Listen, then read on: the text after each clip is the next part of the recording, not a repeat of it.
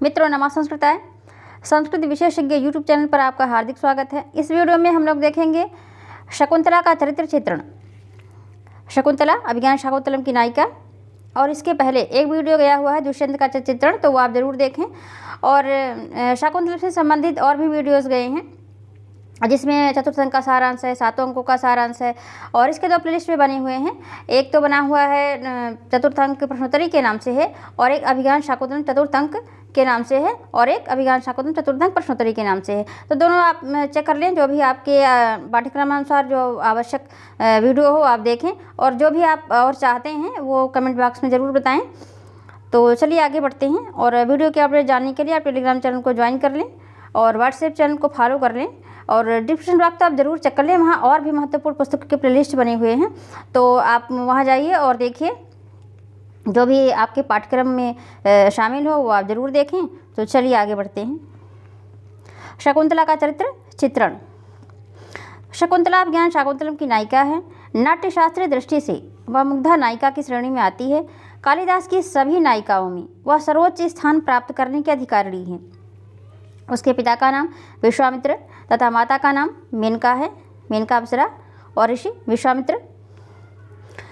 लोक लज्जा के वश उसकी माता ने उसे जन्म लेते ही मालिनी नदी के तट पर कड़वाश्रम के पास छोड़ दिया। इस प्रकार उसे अपनी शैशवावस्था से ही वात्सल्य प्रेम से वंचित होना पड़ा। हाँ, एक बात अवश्य है कि अनित्य सुंदरी मेनका की पुत्री होने के नाते उसे विरासत में अलौकिक सौंदर्य संपत्ति अवश्य मिली। दयालु महर्षि कर्ण ने आश्रम में उसका पालन पोषण किया, पालन पोषण किया, अतः वही उसके धर्मपिता बने, पालक पिता धर्मपिता। मालिनी तट पर पक्षियों से आवृत होने के कारण ही उन्होंने उसका शकुंतला यह सार्थक नाम रखा। शकुंतैः परिवारिता, शकुंतैः परिवारिता यानी शकुंत पक्षियों से जो है आवृत, शकुंत परिवारिता यानी पक्षियों से आवृत। वह अवस्था में अपनी 2 अन्य सखियों अनुसुईया और प्रियंवदा से बड़ी है, क्योंकि पिता कण्व सर्वप्रथम उसका विवाह करने हेतु कृत संकल्प हैं। वह संपूर्ण नाटक में 5 अंकों में हमारे सामने आती है, प्रथम, तृतीय, चतुर्थ, पंचम और सप्तम में। जिन 2 अंक यानी द्वितीय और षष्ठ में वह दृष्टिगोचर नहीं होती है, दिखाई नहीं पड़ती, उसमें भी सभी घटनाक्रम की केंद्र बिंदु वही है। शकुंतला के चरित्रगत विशेषताएं निम्नलिखित हैं। तो पहली विशेषता तो ये है कि अनिद्य सुंदरी है। शकुंतला अनिद्य सुंदरी है। अब ये जो आपको उपलब्ध कराया जा रहा है, ये बीए के पाठ्यक्रमानुसार उपलब्ध कराया जा रहा है, और जहाँ आपको कम लिखना है वहाँ आप कम लिख सकते हैं, जहाँ आपको ज़्यादा लिखना है वहाँ आप ज़्यादा लिख सकते हैं। तो जैसे ये प्रत्येक जो हेडिंग पड़ी हुई है 1, 2, 3, 4, इसमें से आप थोड़ा थोड़ा करके लिख सकते हैं। यह भी आवश्यक नहीं है कि आप बिल्कुल इसका एक एक शब्द कॉपी करें। आप पढ़िए और अपने शब्दों में लिखिए। अब 2-3 बार पढ़ लीजिए तो बहुत कुछ आप अपने हिसाब से लिखेंगे। तो अनिद्य सुंदरी, तपोवन की वनदेवी की भांति तापस कन्या शकुंतला नैसर्गिक सुषमा की प्रतिमूर्ति है, नैसर्गिक शोभा की प्रतिमूर्ति है। राजा दुष्यंत प्रथम दर्शन में ही उसके नैसर्गिक सौंदर्य पर मंत्रमुग्ध होते हैं। इदम किलाव्याज मनोहरम वपु। अब ये जो लिखा गया है इसको आप पूरा भी लिख सकते हैं, आधा भी लिख सकते हैं। जरूरी नहीं कि जितना यहाँ लिखा गया है सब आप लिखें, आप कम भी लिख सकते हैं। तो चलिए आगे बढ़ते हैं। उसके अंग प्रत्यंग में लावण्यातिशय प्रस्फुरित हो रहा है, नव किसलय के समान उसके अधर की लालिमा, कोमल शाखाओं के समान उसकी भुजाएं तथा समस्त अंगों में फूल के समान व्याप्त उसका यौवन भला किसके मन को अधीर नहीं बना सकता। यदि दुष्यंत उस पर लुभा गया तो आश्चर्य ही क्या है, यानी दुष्यंत यदि आसक्त हो गया तो क्या उसमें आश्चर्य है। अधरः किसलय रागः कोमल वीटपाणु कारिणो बाहु अकुसुम इव लोभनीयम यौनम अंगेषु सन्नद्धम। तो ऐसा प्रतीत होता है कि जगत सृष्टा ब्रह्मा ने अपनी सौंदर्य कला को साकार रूप देने के लिए ही समस्त सौंदर्य सामग्री को लेकर अपने चित्त की तूलिका से ही शकुंतला रूपी सजीव चित्र का निर्माण किया है। तभी तो वह एक अलौकिक एवं अप्रतिम स्त्री रत्न के रूप में प्रतिष्ठित हो सकी है। तो चित्रे निवेश्य परिकल्पित सत्व योगा अरूपोच्चयन मनसा विधिना कृतानु स्त्री रत्न सृष्टि अपरा प्रतिभाति सामी धातुर्विभुत्व मनुचित्य बपुश्च तस्याह। तो अब ये इस तरह से पूरा आपने आपको पढ़ के सुना दिया, लेकिन अब आप ये आधा ही लिख सकते हैं चित्र निवेश करके, यानी पूरी जो है श्लोक इस तरह से आधा करके दे सकते हैं। ये आवश्यक नहीं कि आप पूरा ही दें, पूरा आप दे पाते हैं तो पूरा दीजिए, नहीं दे सकते हैं तो थोड़ा ही दीजिए। शकुंतला दैवी सौंदर्य से ओतप्रोत है, भला मानवीय सृष्टि में उसके दैवी सौंदर्य के दर्शन कैसे हो सकते हैं? प्रभा से तरल ज्योति क्या पृथ्वी से उद्भूत हो सकती है?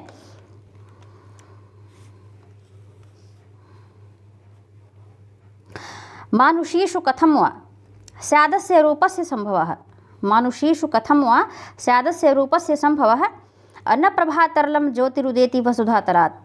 शकुंतला के सौंदर्य में एक ऐसी नैसर्गिक प्रखरता एवं दीप्ति है कि उसे अपनी सजावट के लिए अन्य किसी भी सौंदर्योपकरण की आवश्यकता नहीं। उसका रूप आभूषणों का दास नहीं, अपितु आभूषण उसके दास हैं, क्योंकि अनाभूषण को भी आभूषण बना देने की क्षमता उसमें विद्यमान है। असुंदर उपकरणों के मध्य भी उसका रूप निखर जाता है। तभी तो दुष्यंत उसके रूप संपत्ति की महिमा का गुणगान करते हुए कहता है, यम अधिक मनोज्ञा वल्कने नापि तन्वी और किमे हुई मधुरा राम मंडनम नाकृति नाम। ये प्रमुख सूक्ति भी है शाकुंतलम की, किमे हुई मधुरा राम मंडनम नाकृति नाम, इतना भी आप लिख सकते हैं। शकुंतला के रूप में एक अपूर्व निष्कलुषता एवं पावनता है। वह एक ऐसे पुष्प के समान है जो कभी न सूंघा गया हो, ऐसे किसले के सदृश है जो नक्षत से आहत ना हो, ऐसे रत्न की भांति है जिस पर कोई आघात न लगा हो, तथा ऐसे मधु के सदृश है जिसके रस का आस्वादन न किया गया हो। वस्तुतः उसका रूप तो पुड़ियों का अखंडित फल ही है।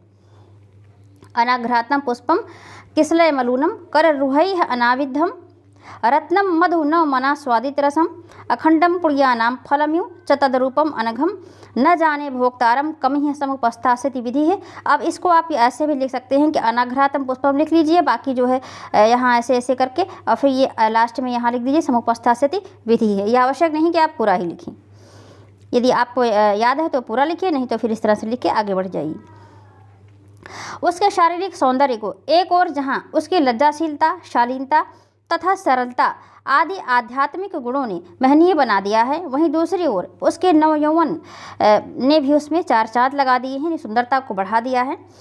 कुसुमिव सनद्धम, अभी इसके पहले आपने देखा था कुसुमिव सनद्धम, यहाँ बीच में ऐसे जरा सा रहेगा कुसुमिव लोभनीयम और सनद्धम पीछे करके आया है। तो एकनिष्ठ प्रेमिका आश्रम के वातावरण में पालित होने के कारण युवावस्था में विद्यमान होने पर भी शकुंतला का यौवन के अभिन्न मित्र काम से अभी तक परिचय नहीं हुआ था, परंतु दुष्यंत के प्रथम दर्शन मात्र से ही उसके हृदय में जो संचार होता है, किम्नो खल्व्यम प्रेक्ष तपोवन विरोधिनो विकारस्य गमनीयास्मि संप्रता। निसंदेह शकुंतला के हृदय में उद्भूत इस प्रकार के काम विकार से ही उसके प्रणय की कहानी प्रारंभ होती है।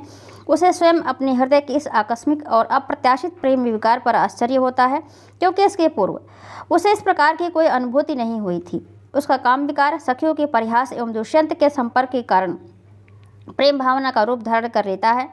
यद्यपि शील संकोच व शकुंतला अपने मनोविकार को प्रकट न होने देने का प्रयत्न करती है, परंतु दुष्यंत अपने प्रति उसकी प्रेमाशक्ति को जान जाता है।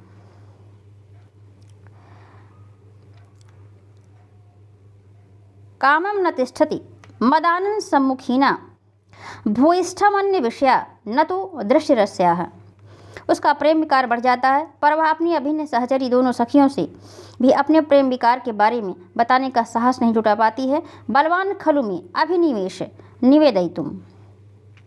शकुंतला का प्रेम अपने प्रियतम की अनुकूलता की अपेक्षा करता है। प्रेमी के तिरस्कार के भय से वह प्रणय निवेदन हेतु स्वयं आगे नहीं बढ़ पाती। हला चिंत्याम्य हम अवधारणा भीरुकम पुनर्वेपथे में हृदयम।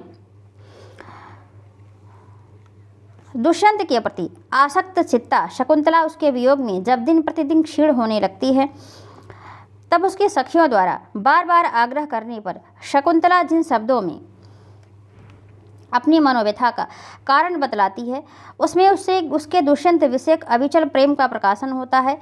तद यदि वामनुमतम तथा वर्तेथाम तथा तस्य यथा तस्य राजर्षेः अनुकंपनीया भवामि, अन्यथा सिंचतम में तिलोदकम।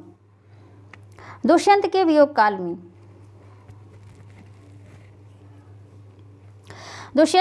काल में वह चक्रवाकी की भांति क्षण प्रतिक्षण दुष्यंत के चिंतन में निमग्न रहती है। फलस्वरूप अतिथि सत्कार न कर पाने के कारण उसे अदूर कोपावतार दुर्वासा के दारुण कोप का भाजन होना पड़ता है। निःशुल्भ कोप महर्षि जो दुर्वासा हैं वो शाप देते हैं। सखिया तो उसके प्रेम की गहराई को अच्छी तरह समझती हैं। भर्तृगतया चिंतयात्मानमपि नैषा विभावती किम पुनरागंतुकम। अब आप यहाँ भी इतना ही लिख सकते हैं, किम पुनरागंतुकम। ये तो पूरा लिखते हैं तो अच्छी बात है, नहीं लिखते हैं तो इतना लिख सकते हैं। पर उससे क्या होता है, अधूर कोप दुर्वासा तो इसे नहीं समझती, अर्थात वो शाप दे ही देते हैं। सपत्नियों की समस्या पिता पुत्री दोनों के समक्ष विद्यमान है। शकुंतला की दोनों सखियां भी इससे अवगत हैं। शकुंतला का अतीव चतुरता से यह लक्षित करके प्रियंवदा को कहना, हला किमंतःपुर विरह पर्युत्सकस्य राजर्षेः उपरुद्धोइन। सपत्नियों के प्रति नारी सुलभ उसकी ईर्ष्या की द्योतक है, वहीं दूसरी ओर उसके प्रेम संबंधी एक आधार इच्छा का परिचायक है। पतिव्रता पत्नी पंचम अंक में दुष्यंत से तिरस्कृत होने के बाद भी, अर्थात अपने पति या प्रेमी तो दोनों ही हैं, तो अब यहाँ चूँकि पतिव्रता पत्नी ही थी इसलिए अब प्रेम पति लिखना ही ज़्यादा उचित है। तो पंचम अंक में पति से तिरस्कृत होकर वह पुरोहित के घर रहना पसंद नहीं करती है, अपितु अपनी माता मेनका के साथ हेमकूट पर्वत पर चली जाती है और वहीं पति परित्यक्ता पतिव्रता सीता की भांति अपनी विरह में घड़ियाँ बिताती है, यानी विरह के दिनों को बिताती है। वसने परिधूसरे वसाना नियम क्षाममुखी धृतैकवेणी और अति निष्करुणस्य शुद्धशीला मम दीर्घ विरह व्रतम बिभर्ति। नाटक के 7वें अंक में दुष्यंत और शकुंतला का मिलन होता है। दुष्यंत शकुंतला द्वारा अपने को पहचान लिए जाने पर ही संतुष्ट और आनंदित हो जाता है।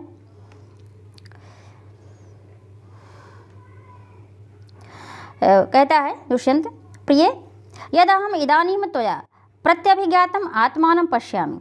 वह उसके चरणों में अपराधी की भांति गिरता है और अपनी क्रूरता के लिए पश्चाताप व्यक्त करता है।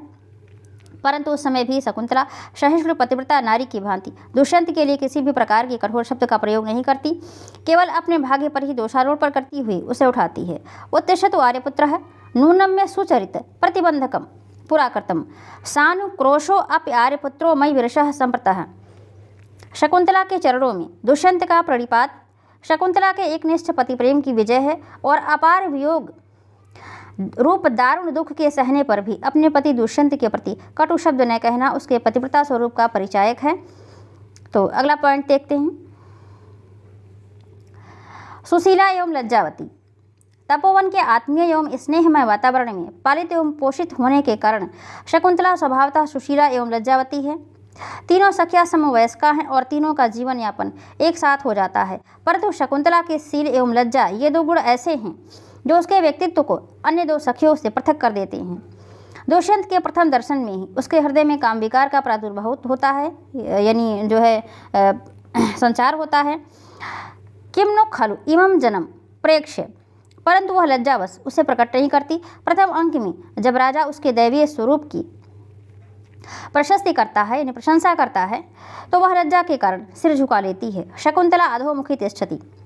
राजा के प्रति उसका उद्दाम प्रेम है, पर वह उसका प्रकाशन शील संकोच बस नहीं कर पाती। उसके इस गुण का वर्णन राजा स्वयं करता है। वाचम न मिश्रयति यद्यपि मदवचो भी है। वाचम न मिश्रयति यद्यपि मदवचो भी है और मई भाषमाणी। तृतीय अंक में राजा के प्रति आसक्ति के कारण उसकी मन स्थिति उद्विग्न हो जाती है, परंतु अपनी सखियों से भी वास्तविक स्थिति बतलाने में वह संकुचित होती है। यतः प्रभृति मम दर्शन पथमागता। यही नहीं, जब एकांत में उसका दुष्यंत से मिलन होता है तब भी वह सहसा आत्मसमर्पण नहीं करती।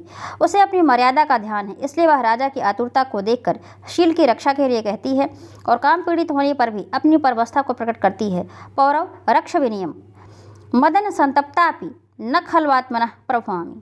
नाटक के अंत में भी जब राजा उससे कहता है, शकुंतले पुत्र को संभालो, मैं तुमको आगे करके भगवान मारीच के दर्शन करना चाहता हूँ। शकुंतले अवलंबिताम पुत्रः त्वां पुरस्कृत्य भगवंतम द्रष्टुमिच्छामि। तब वह उनके साथ गुरुजन के समीप जाने में होने वाली अपनी लज्जा का प्रकाशन इन शब्दों में करती है। जिह्वे में आर्यपुत्रेण सह गुरु समीपम गंतुम। इस प्रकार हम देखते हैं कि दुष्यंत के साथ प्रथम मिलन से लेकर अंतिम मिलन तक शकुंतला में लज्जा, शील, संकोच और मर्यादा अक्षुण्ण रूप से बनी रहती है। स्वाभिमानिनी शकुंतला के व्यक्तित्व में विनयशीलता के साथ स्वाभिमान का मणिकांचन योग है। उसका स्वाभिमान तब जागता है जब उसके सम्मान, आचरण एवं वंश आदि की गरिमा पर कोई चोट पहुंचाता है। ऐसा ही अवसर नाटक के 5वें अंक में उपस्थित होता है।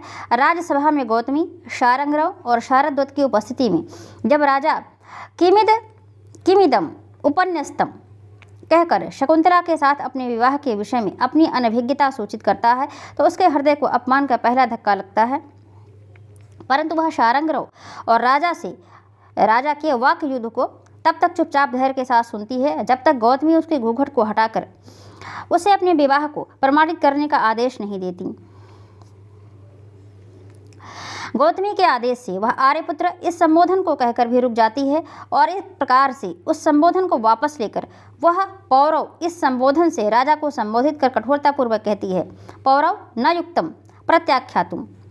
आगे जब अन्य प्रमाणों से भी राजा संतुष्ट नहीं हो पाता और आक्षेप करता ही रहता है और तब तक भी वह सहती जाती है, पर जो ही वह स्त्रीणाम अशिक्षित पटुत्वम मद पोष्यंती कहकर समस्त स्त्री जाति को अपने दोषारोपण का निशाना बनाना चाहता है, तब तो उसका स्वाभिमान वाचाल हो जाता है, अर्थात वह बोल उठती है और वह रोषपूर्वक राजा को अनार्य इस संबोधन से संबोधित करते हुए कहती है।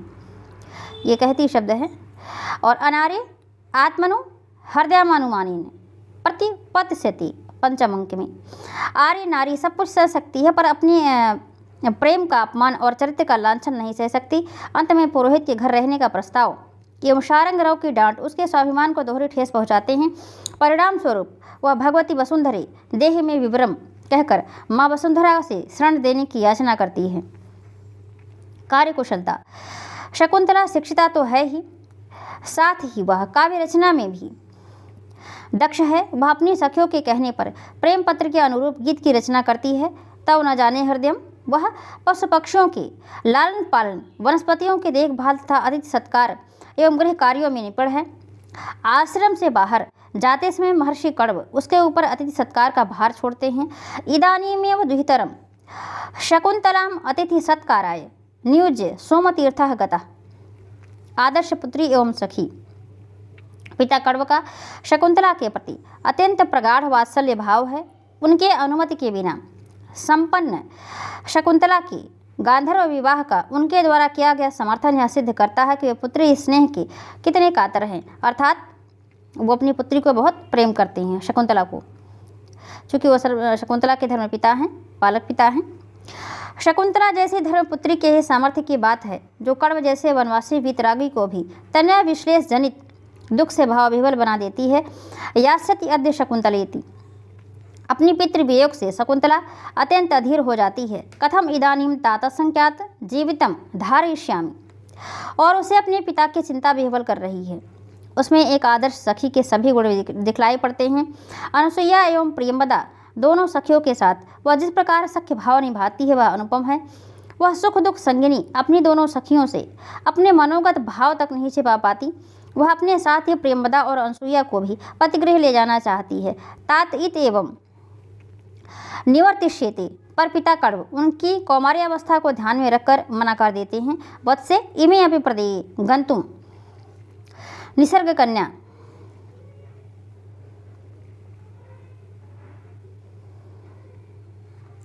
शकुंतला का जन्म तथा लालन पालन प्रकृति की गोद में होता है। परिणाम स्वरूप वह प्रकृति के साथ इस प्रकार घुल मिल गई है कि उसके व्यक्तित्व एवं जीवन का आकलन प्रकृति से पृथक करके नहीं किया जा सकता। नाटक में सर्वप्रथम उसके दर्शन प्रकृति की सेवा करते हुए ही होते हैं। जब वह अपनी प्रिय सखियों के साथ वृक्षों के सेचन में संलग्न है, तपोवन के वनस्पतियों के प्रति उसका सहोदर स्नेह है। वनस्पतियों की सेवा वह आज्ञा गुरुराम ही विचारणीया की दृष्टि से नहीं करती, अपितु तो उनके प्रति भ्रातृ तुल्य प्रेम होने के नाते करती है। न केवलम तात नियोग अस्ति में सोदर स्नेह अपि एतेषु। तपोवन के वृक्षों लताओं के प्रति उसका भाई बहन जैसा स्नेह है। पशु पक्षियों को वह पुत्रवत मानती है। वृक्षों को बिना सींचे वह जल नहीं पीती। प्रिय मंडना होने पर भी वृक्षों लताओं से किस लयादि नहीं तोड़ती और उनमें यानी पल्लव नहीं तोड़ती और उनमें पहले पहल पुष्पादि के निकलने पर उत्सव मनाती है।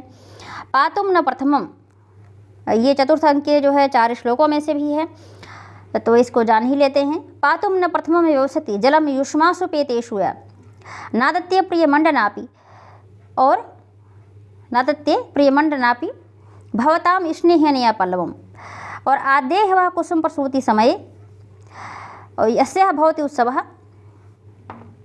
सायं याति शकुंतला पतिगृहं सर्वैः अनुज्ञायताम्। तो मृगों की सेवा शुश्रूषा में वह सदा तत्पर रहती है। उनके मुख में कुशादि से विध जाने पर घावों को भरने वाली इंगुदी का तेल लगाती है। उन्हें श्यामाक की मुष्टियाँ भर भर कर खिलाती है। उन्हीं में से पुत्रवत पालित मृग तो उसकी विदाई के समय विरह कातर होकर उसका मार्ग रोक देता है। यस्य त्वया वृण विरोपणम इंगुदीनाम पदवी मृगस्ते। मातृविहीन उस मृग को वह सांत्वना देकर लौटाती है। कुटिया के पास सदा विचरण करने वाली गर्भ मंथरा मृग वधू के सुख प्रसव यानी अनघ प्रसव का समाचार भेजने के लिए पिता से कहती है, तात एषोटज पर्यंत विसर्जिष्यथ। वृक्ष लताओं के सेचन से के समय केसर वृक्ष तो उसे पल्लव रूपी अंगुलियों के इंगित से अपनी ओर बुलाता सा प्रतीत होता है। वाते रीति केसर वृक्ष कहा, विदा के समय वह वन ज्योत्सना से उसकी शाखाओं रूपी बाहों से लिपटकर उसी प्रकार गले मिलती है जिस प्रकार कन्याएं अपने पतिगृह गमन मेला में अपनी माँ बहनों से गले मिलती हैं। प्रकृति की सेवा शकुंतला का दैनंदिन का व्रत बन गया है, यानी रोज का काम है, दैनिक कार्य है। वृक्ष लता पशु पक्षी सभी उसके अभिन्न अंग हो गए हैं। उसने अपने ममतामय व्यवहार से सबको इतने सानिध्य में ला दिया है कि सभी एक ही स्नेह में तादात्म्य के धागे में से बंध गए हैं। अतः यह कहना कठिन सा है कि शकुंतला प्रकृति शकुंतला का अभिन्न अंग है अथवा शकुंतला प्रकृति का। विदा के समय यदि वनस्पति शकुंतला की सज्जा के लिए कौशेय तथा आभूषण आदि देते हैं तो यह उनका दायित्व है। क्षौमम केनचित इंदु पांडुतरड़ा मांगल्यम आविष्कृतम और निश्चयूतश्चरणोपराग सुभगो लाक्षारसः केनचिद अन्यभ्य वन देवता करतलैः आपरो भागोत्थितैः दत्तानि आभरणानि और न किश्लयोद भेद प्रतिद्वंद्वी। तो पतिगृह जाते समय अपनी बेटी को कौन पिता नहीं सजाना चाहता। यदि मृगियों ने ग्रास चबाना छोड़ दिया है, मयूरों ने नाचना छोड़ दिया है और लताओं ने पीले पत्तों के रूप में आंसू बहाना प्रारंभ कर दिया है, उद्गलित दर्भ कवला मृग्या है, उद्गलित दर्भ कवला मृग्या प्रत्यक्त नर्तना मयूरा अपसृत पांडुपत्रा मुंचन्ति अश्रूरीव लता। तो यह उनकी व्यथा की पुकार है। कौन ऐसा भाई और बहन है जो अपनी सगी बहन की विदाई में व्यथित नहीं होता। यह सब कुछ निसर्ग कन्या शकुंतला के निसर्ग के प्रति, प्रकृति के प्रति उसके नैसर्गिक प्रेम का प्रभाव है। तो यह था शकुंतला का चरित्र चित्रण। तो आप इस वीडियो को 2-3 बार पढ़ें और अपने शब्दों में लिखें। तो इसका जो मुख्य पॉइंट है वो आप ज़रूर वो तो आपको पता ही होना चाहिए और इसके अंतर्गत आप अपने अनुसार लिख सकते हैं। जो आपको पूरा याद है श्लोक या जो नहीं है तो फिर आप उसको बीच में जो है डैश करके लिख सकते हैं। तो ज़रूरी नहीं कि आप जितना इसमें है सब लिखें ही, जितना आप लिख सकते हैं, जितना आपको अच्छा लगे वो आप ज़रूर लिखें। तो और जितना आपके पाठ्यक्रम में हो, मुख्य तरीके से आप जितना आपके पाठ्यक्रम में हो उसी अनुसार आपको उतने ही शब्दों में लिखना रहता है। तो इस वीडियो में इतना ही। वैसे ये बीए के पाठ्यक्रम अनुसार आपको वीडियो उपलब्ध कराया जा रहा है, तो आप जैसे भी आप लिखना चाहें आप लिखें। और इसके अलावा और भी वीडियो आपको जो उपलब्ध कराए हैं वो सब उपलब्ध कराए गए हैं, वो आप ज़रूर देखें। जैसे सारांश चतुर्थ अंक का, 7 अंक का, और उसमें एक कालिदास की रचनाओं का संक्षिप्त परिचय है, वो भी आप देख लीजिए। और 2 प्लेलिस्ट के बने हुए हैं, शाकुंतलम का चतुर्थ अंक का और एक प्रश्नोत्तरी का बना हुआ है, और गया है इसका दुष्यंत का चित्रण भी गया है। और भी इसमें जाएंगे भी वीडियो। तो और भी जो आप चाहते हैं शाकुंतलम से संबंधित जो भी वीडियो आप चाहते हो कमेंट बॉक्स में हम ज़रूर बताएं। तो इस वीडियो में इतना ही। आशा है क्लास आप सभी के लिए उपयोगी होगी। अन्य वीडियो आपको क्रम से अभिज्ञान शाकुंतलम चतुर्थ अंक के प्लेलिस्ट में मिलेंगे। आप हमें सोशल मीडिया पर भी फॉलो कर सकते हैं, सभी के लिंक नीचे डिस्क्रिप्शन में दिए गए हैं। व्हाट्सएप चैनल को अवश्य फॉलो करें, वीडियो को लाइक करें, शेयर करें, अपने सुझाव कमेंट बॉक्स में दें और मिलते हैं अगले वीडियो में। तब तक के लिए मित्रों नमस्कार।